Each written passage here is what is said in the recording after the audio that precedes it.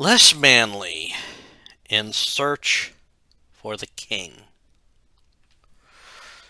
Oh man, this game got released in 1990, and it was supposed to be Accolade's answer to Leisure Suit Larry.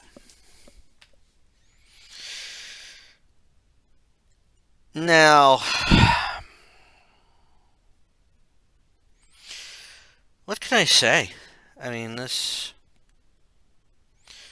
was a game. Now, if you're wondering what I mean, let me put it plainly. Les Manley was, in certain ways, like Larry Laffer. The only key difference is that Les Manley did not go get a leisure suit.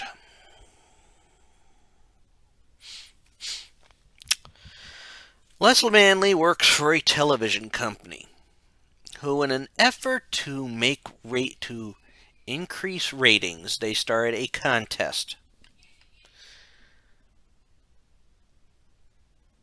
The contest was this: if you can give us a picture of the king, we'll give you $1,000,000. This was big money for the time. And with a television network that was on hard times, well, a million wasn't necessarily in the picture.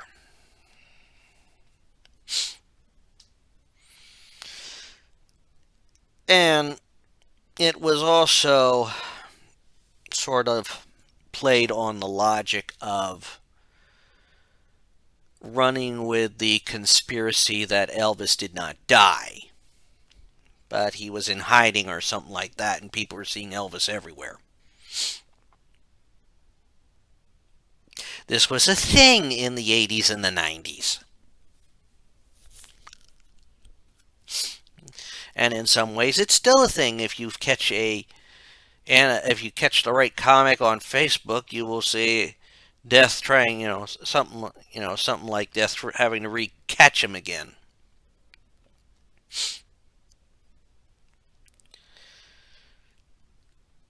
Trust me, they had a lot of fun with that.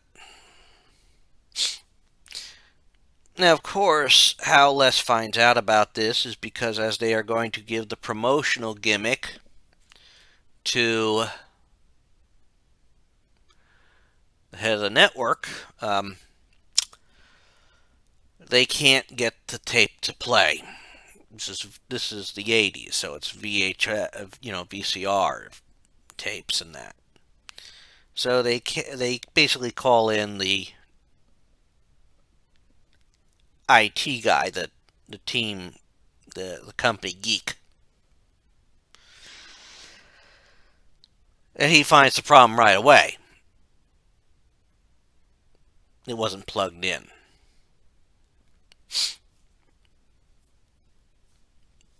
Now, apparently, he is at least good friends with the secretary. Her name is Stella. She was, I think, more hired for her looks, because that was a thing in the 80s and the 90s. Well, beginning of the 90s at least.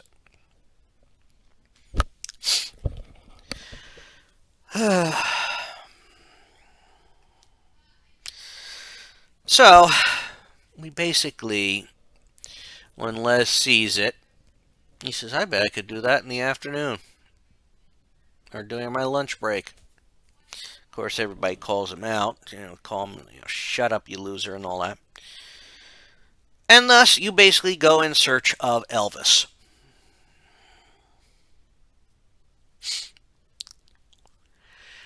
Now, here's the thing. This worked a lot on Moon logic. You had to... I don't think there was anything in the game that basically explained how you do certain things, unless you were to go out and explore everything. And of course, you have to, in part, find Elvis? Well, in a realistic way, you would have to you have to do an accurate imitation of Elvis. And of course, you start the game in New York, and there's someone in New York who has a shrine to the king. Yes, there were people like that. I wouldn't be surprised if there still are.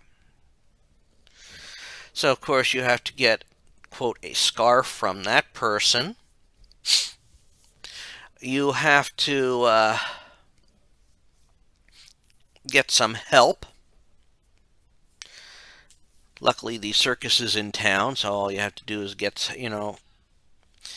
some things together there, get into the circus proper, get another part of your costume from the acrobat there. You also have to enlist the aid of the world's smallest man, Helmet Bean.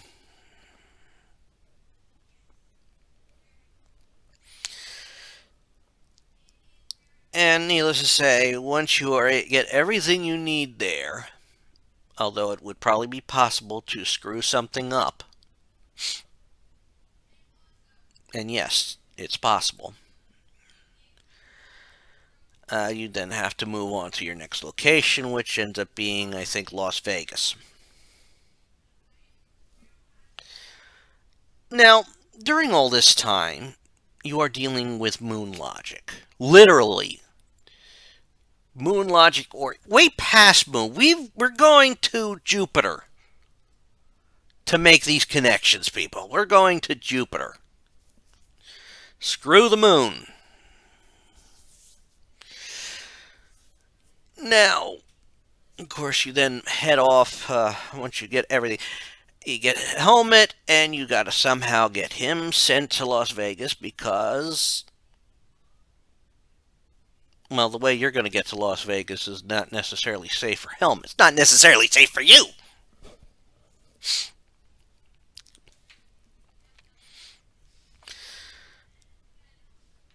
And of course, once you get to Las Vegas,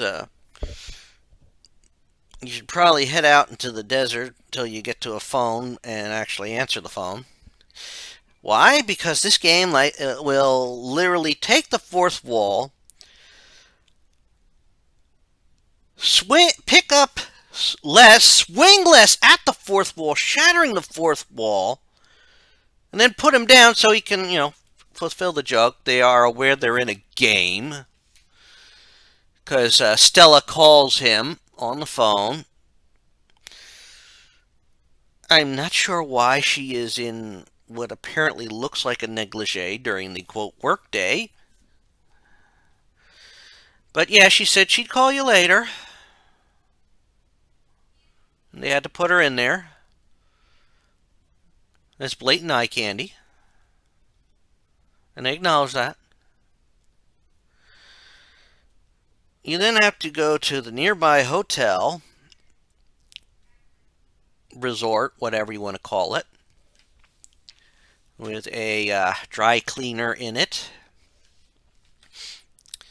You have to get a key to access certain areas of the place, and in turn get a ticket so you can get Elvis's outfit from a 20-year-old ticket that's been stuck in a drain. How it's lasted that long, I do not know.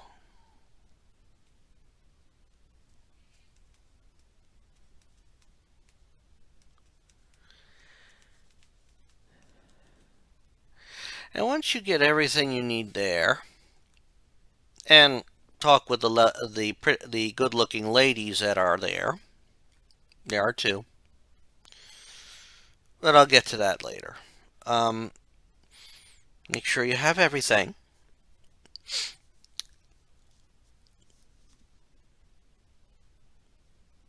You will head to Graceland. And this is done by the old reliable conveyance of hitchhiking. And yes, if you get past a certain area and forget something, you are screwed. And so, what happens here is that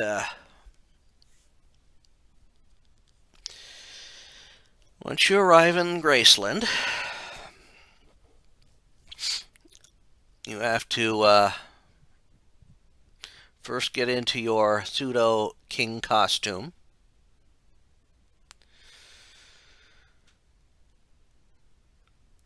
Take part in a celebrity look-alike contest in which you are the only person and manage to come in last.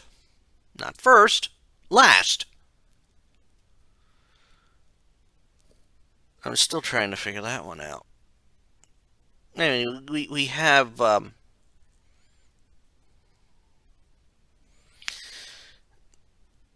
you got the old you're such a loser. You come in last in a one-person race. Not first, last.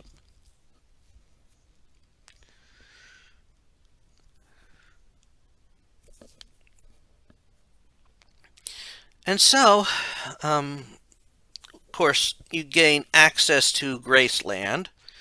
And you have to get everything you need together to complete things there.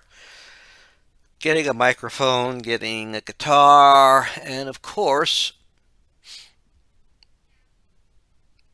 somehow making your way into the kitchen so you can have the legendary peanut butter and banana sandwich that apparently Elvis liked. I have no idea where that came from. And I don't know how the hell it turns skinny less into chunky less.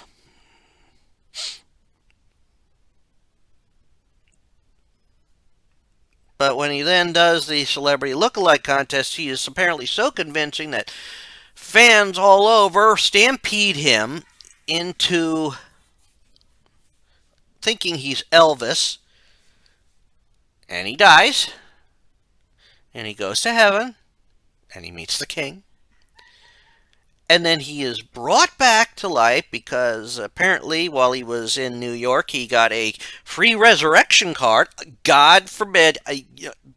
That's how this crazy logic works. Like I said, this isn't moon logic. This is way past the moon, and we're going to Jupiter, baby. And he wakes up in a hospital. He has the photo of the king. Well, he done did it. But the company can't afford to give him the $1 million prize, so he's now the owner of the company.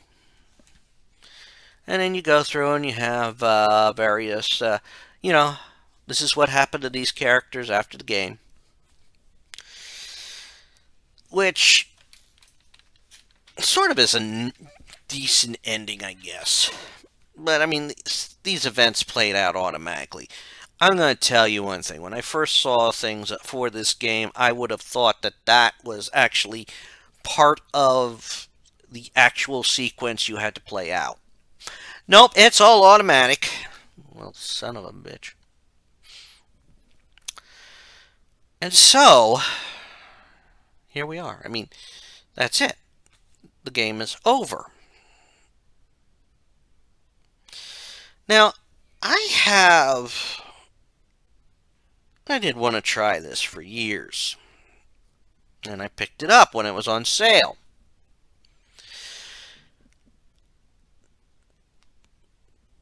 So, let me say it this way. About the big plus for this game is the graphics.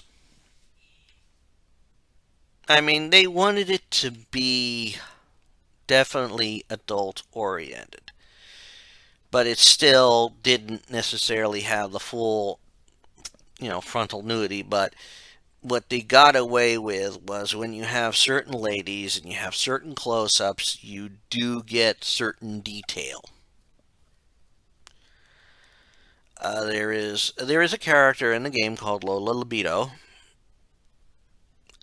obviously, you could tell what she is. It gives a good idea of what she is.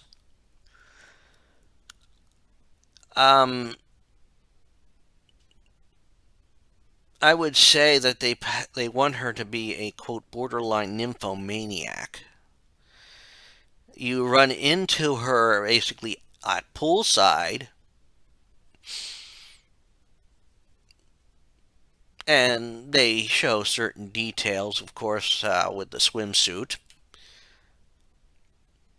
However, at certain, I mean, she is such lives up to that name because, I mean, if I would have to put like Les Manley and Larry Laffer in a side by side comparison, uh,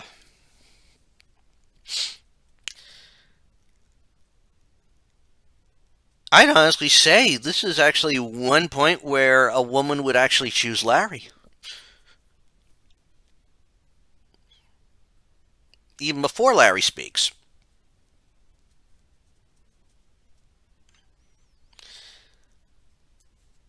He is just not visually appealing.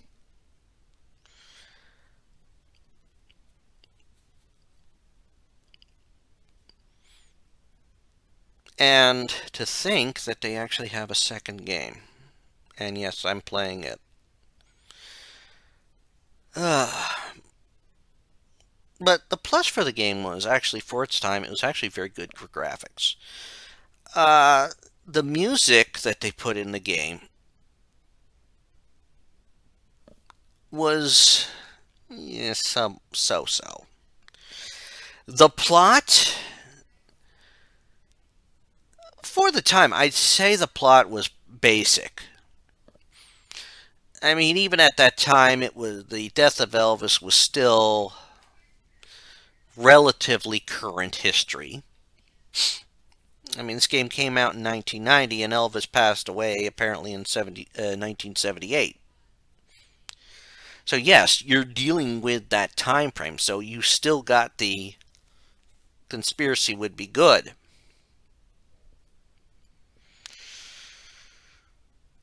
They could have, fleshed it out a little bit more.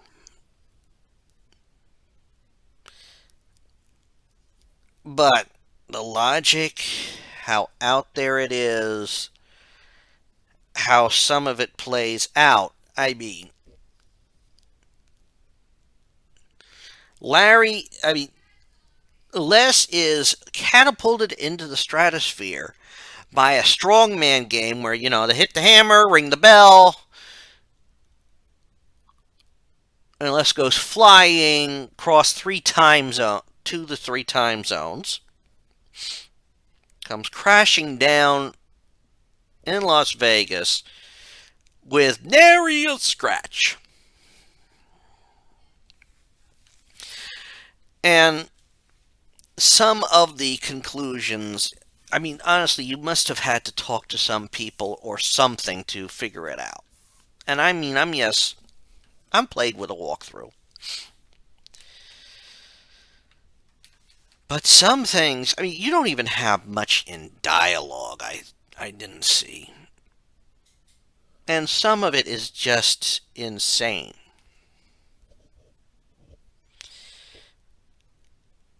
And even for a text parser game, it's not so good for gameplay wise. Well, with the parser and the point and click, but I think the most infuriating thing is even a Sierra game, they would have different amounts of points worth different things. So, like the minor details, if it was worth a point, it would have a point. If it was something you really needed, the point would be higher. Which is one of the best things about like what Sierra does. Its points tend to reflect, unless you're going for humor, and then you have something like in Freddy Farkas Frontier Pharmacist, where you get half the points in the game just for unlocking your shop. Of course, that game is more humor than it is anything else, so you know that makes sense. But everything worth points in this game in Less Manly in Search for the King is worth 10 points with a maximum score of 500. This basically means there are 50 events in the game that give you points.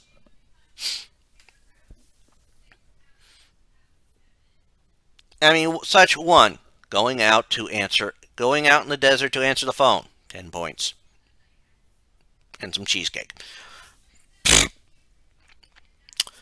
Open thermos, drink water, 10 points. Fill the thermos up, 10 points. Get a key you need, 10 points. Get the cape, 10 points. Get the dream. Yes, you have to grab a dream, 10 points. Honestly, the points are not worth it if that's what you're going to do with it. I'm going to be honest with you. If you decide to get this and play it, don't expect much. Get on sale. Especially if you're going to get both games and experience both games, but I'm not going to get into that right now.